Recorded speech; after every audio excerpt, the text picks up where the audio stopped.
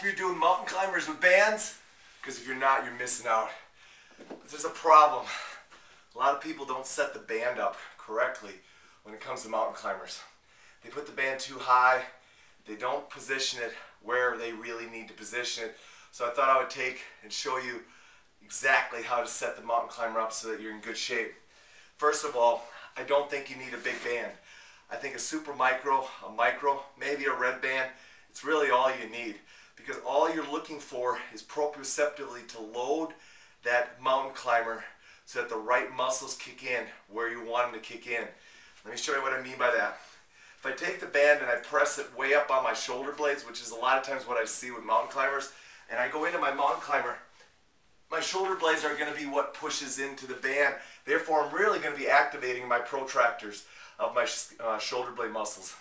Now, if that's what you want, that's fine. It's not a bad way to go ahead. Warm yourself up if that's what you're looking for, especially if you're going to do some kind of shoulder workout or some kind of pushing or pulling workout.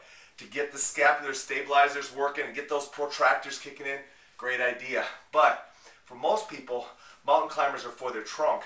And so L5 and S1 is where transition starts. L5, S1 is what, if you ask your abdominals, hey abdominals, what's your role? What do? They would say, hey, my role is to go ahead and make sure that L5, S1, one of the most vital transition points in our body's movement patterns, is stable.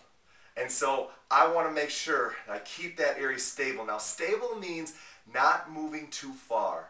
It doesn't mean staying locked in isometrically. You could call it that sometimes, and maybe sometimes that's what you want, but it doesn't mean that.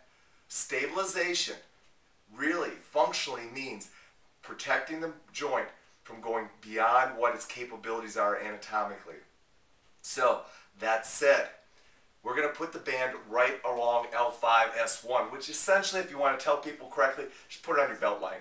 Yeah, put it right at your belt line and you're pretty good. Now, I know there's some saggy pants these days and kids are wearing those pants, they're hanging way down. You know, those guys need to pull their pants up first of all. And secondly, hey, we're talking belt line. You know what I mean by belt line. We're putting the small band on there, all right? Now, I tell people, hey, I want that low back stable. I don't want your belly button moving. Now, I know that contradicts a little bit about what I said, but a mountain climber, what we're really trying to do is see if we can stabilize L5, S1, see if we can stabilize L4 and L3, and make sure that we're just moving our lower body. So I really tell them, hey, try to focus in on the belly button, keep it stable, keep it pointing straight down, and let your legs go as fast as you can go without that belly button moving around. So I put the band on L5, S1, I lock down, and away I go. Now, I'm moving. Now you should be able to breathe. If you're really able to control your abdominal muscles, you're able to breathe. That means you're talking, that means you're blowing out. And right now, I'm feeling L5, S1 against that band. Now, what about your hands? Hey, hands should be right underneath the shoulders. If you get the hands too far out in front, the band's going to slide up your back. So it's got to go underneath your shoulders. I like it shoulder width apart. I like popping up, tight, and nice and stable. Guys, it's a band mountain climber. So now, when you go on YouTube, when you go watch all those people doing mountain climbers, if they're moving all over the place, they're not doing a mountain climber the way it was designed to be done, at least not in my opinion. All right, mountain climbers are a stabilization exercise.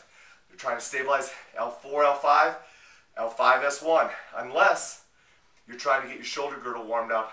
In that case, move the band up to the scapula, do some protraction work, but understand you're not going to be influencing the lower abdominals, you're not going to be influencing that core as much because the band is higher. Hope that helps you out with your mountain climbers. I'm going to knock out a few more. We'll check with you later. Set up.